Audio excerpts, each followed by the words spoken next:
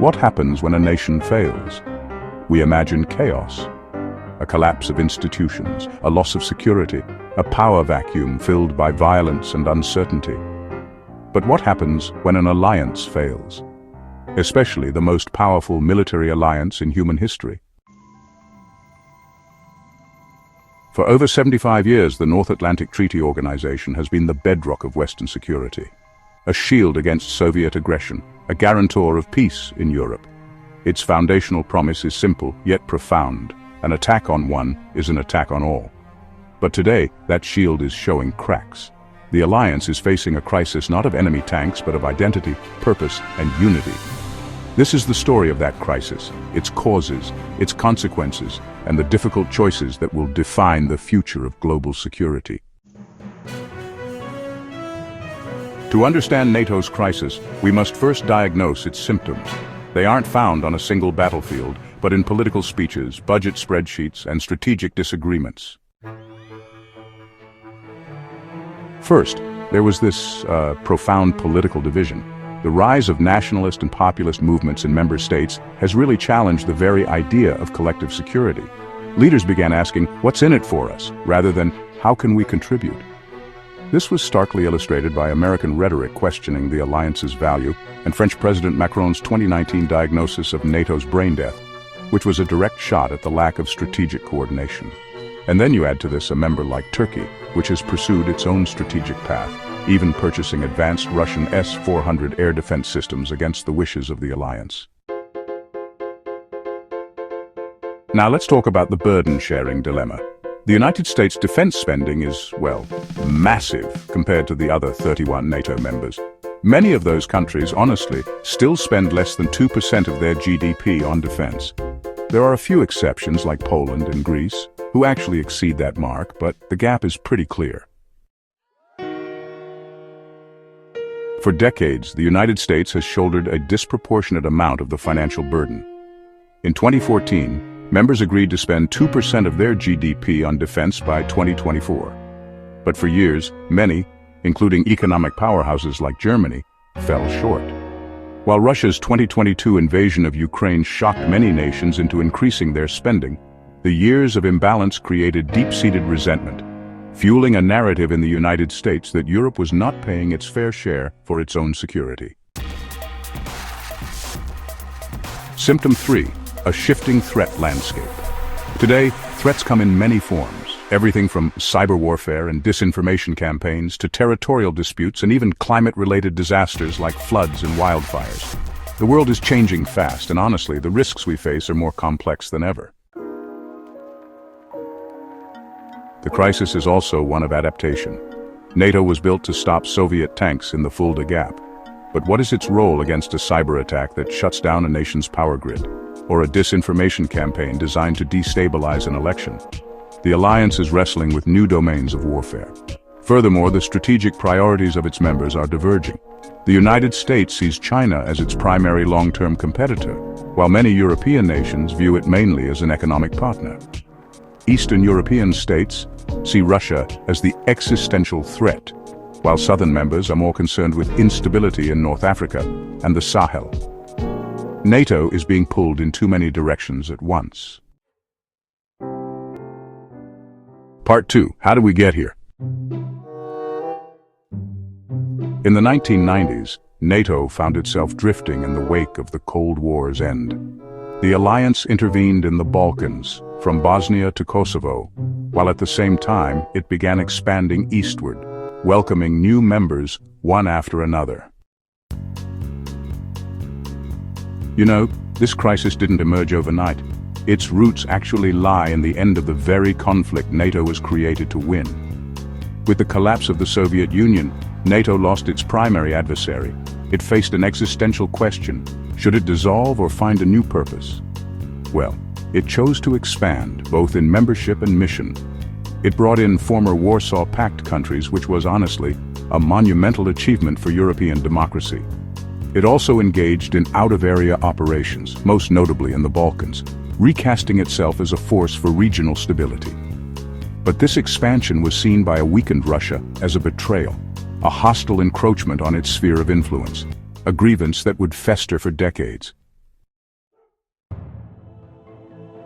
From 2001 to 2021, NATO found itself embroiled in the Afghanistan quagmire.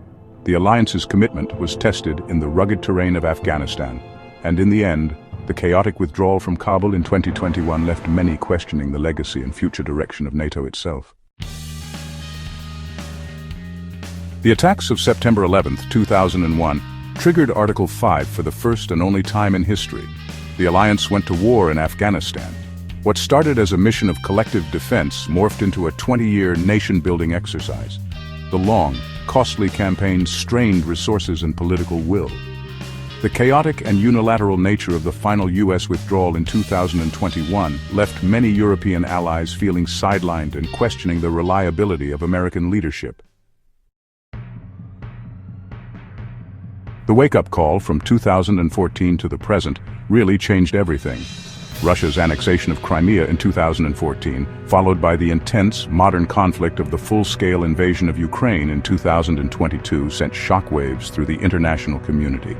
And in response, both Finland and Sweden made the historic decision to join the alliance. If Afghanistan caused NATO to question its purpose, Russia's aggression brought it roaring back. The 2014 annexation of Crimea was a shock. The 2022 full-scale invasion of Ukraine was a cataclysm. In one sense, Putin's actions gave NATO its clearest mission in 30 years, deterring Russian expansionism. The alliance showed remarkable unity in supporting Ukraine and reinforcing its eastern flank. It even expanded to include Finland and Sweden. But the war also exposed deep vulnerabilities, like Europe's dependence on Russian energy, and highlighted the stark reality of what a failure to deter could mean. Right, let's take a moment to imagine a world without the shield, eh? So what if the crisis proves terminal? What if NATO fails? The consequences would be catastrophic. Without the American security guarantee, a massive power vacuum would open in Europe. Emboldened adversaries, particularly Russia, would be free to pressure their neighbors. The collective security that has prevented major war on the continent for generations would evaporate, potentially sparking a return to the rivalries and arms races that defined the early 20th century. The American nuclear umbrella, which protects non-nuclear allies, would disappear. This could trigger a dangerous wave of nuclear proliferation, as countries from Poland to Germany might feel compelled to develop their own deterrents to survive in a newly dangerous neighborhood. The global non-proliferation regime could collapse. So here we are at a crossroads. The future of NATO hangs in the balance, and, well, it's time to consider the paths ahead. Let's start with the first scenario, Fortress NATO. Imagine, if you will, an alliance that's doubling down on defense, building up its eastern borders, and running non-stop military drills in places like Poland and the Baltic states. NATO is not doomed, but, it really can't afford to stand still. The alliance faces a choice between several possible futures. The first path is a return to basics. In this scenario, NATO doubles down on its core mission, collective defense against Russia. It streamlines its command structure, makes sure every member meets that 2% spending target, and focuses its military power solely on the European continent. The result? A leaner, meaner, but a much narrower alliance. So, let's talk about Scenario 2, which some folks call Global NATO. In this vision, NATO's partnerships stretch far beyond the Atlantic, connecting with countries like Japan, Australia, and South Korea. The alliance faces new challenges, from cyber attacks and space-based weapons to increased naval patrols out in the Pacific. The second path is to go global. The alliance formally expands its mandate to become an alliance of democracies, tackling 21st century threats wherever they arise. This means confronting Chinese assertiveness, building global cyber defenses, and even addressing the security implications of climate change. This NATO is more relevant, but risks overstretch and internal division over global priorities.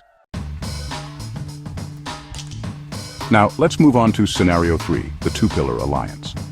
In this approach, NATO is imagined as two strong pillars, one North American and one European, supporting a single roof. European leaders, yeah, they start meeting more often, discussing ideas like a European army or even something called strategic autonomy. So, the third path is really about a fundamental rebalancing. Europe would take primary responsibility for its own security, developing what's called strategic autonomy. Now, this doesn't mean leaving NATO, but rather creating a strong European pillar within it. The United States would shift from being Europe's security provider to more of a partner of last resort. This approach could make the alliance more resilient to American political shifts. But, it does require a level of European unity and military investment that has, so far, proven pretty elusive. Scenario 4 is what we might call the slow decline.